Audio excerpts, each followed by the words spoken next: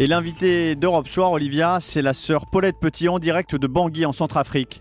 Bonsoir sœur Paulette Petit. Bonsoir, monsieur. Cela fait 56 ans que vous vivez à Bangui, vous dirigez une école de 850 élèves. Mais aujourd'hui, ma sœur, vous n'avez pas Oui. pu vous rendre à votre école, c'est bien ça? C'est-à-dire, je suis venue à l'école, mais il n'y a absolument personne. Pas un seul enfant n'a mis les pieds à l'école.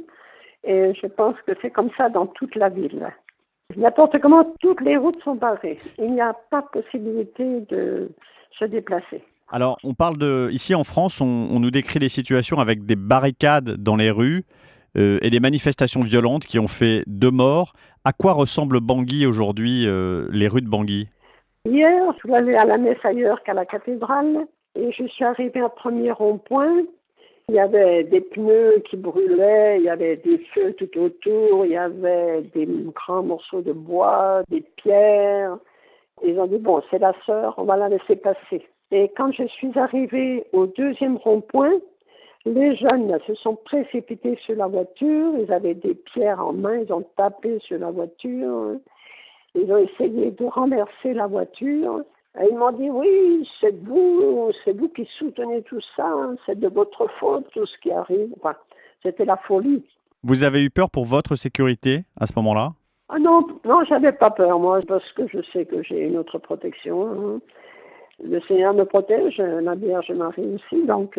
Ma sœur, il y a eu mercredi, pour nos auditeurs, je raconte, il y a donc eu une agression dans une église où il y a eu 15 morts, dont le prêtre. Et depuis cet événement, la tension est montée d'un cran à Bangui. Et c'est depuis cet événement-là que les violences ont repris. Ah oui, très fort, hein.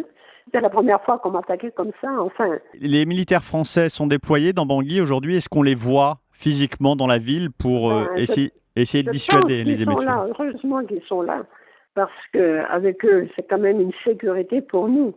Est-ce Je que, pense qu'ils sont là, je pense qu'ils sont là. Est-ce Oui. que la situation, ma sœur, en dépit de ces quelques derniers jours, s'est améliorée à Bangui depuis que les militaires français sont arrivés? Cela fait 6 mois maintenant qu'il y a des militaires français en Centrafrique.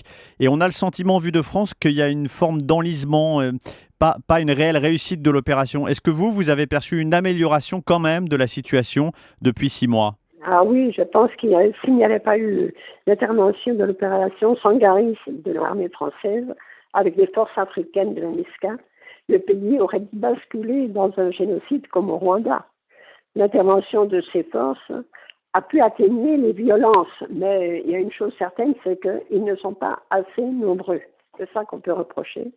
Mais je sais que pour moi, je vis totalement en sécurité. Là, je suis à l'école et ils sont en face, à l'école française.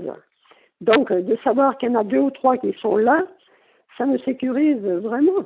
Mais qu'est-ce qui est Je n'ai difficile, pas qu'est-ce peur. qui est difficile pour eux dans cette situation? On a l'impression que l'ennemi ou les groupes armés qui s'affrontent ne sont pas forcément visibles, sont très mobiles. C'est une difficulté pour les militaires français à Bangui. C'est une grande ville, Bangui? Bon, je pense que les militaires français, ce sont des gens qui sont très bien formés et qui savent quel est leur rôle. Tandis que les autres, ce sont des barbares. Donc, dès qu'ils voient quelque chose bouger, ils tirent. Rien n'a d'importance à leurs yeux. Dès qu'ils voient quelque chose bouger, ils tirent. Et bon, alors ça ne peut pas être sécurisant pour les militaires français. Ça n'est sécurisant pour personne, hein, parce que moi j'ai dit, ce sont des vrais sauvages, hein, De qui vous parlez précisément? tous sans exception. Mes frères rwandais, puisque moi, depuis 20 ans, je m'occupe des réfugiés rwandais. Et là, il y en avait un qui était avec moi depuis des années avec sa femme. Il est parti sans me prévenir. Il a parti au Rwanda. Maintenant, il revient comme militaire. Et c'est lui qui vend les autres, ses frères, ou tout. C'est lui qui montre là où ils habitent. Et c'est lui qui les fait tuer, qui les fait... Voilà, c'est ce que nous vivons. Donc Ça, c'est il y a aussi vraiment... il y a aussi des combattants venus du Rwanda qui se mêlent aux combattants à Bangui. Malheureusement, et puis il y en a un, il cherche même à me rencontrer. Alors j'ai téléphoné à l'ambassade de France, on m'a envoyé 2 militaires français qui m'ont dit surtout ne bougez pas, ne bougez pas. Ça, c'est qu'on cherche à vous abattre ou à vous empoisonner, à faire quelque chose comme ça. Vous n'envisagez pas de rentrer en France du tout, ma sœur?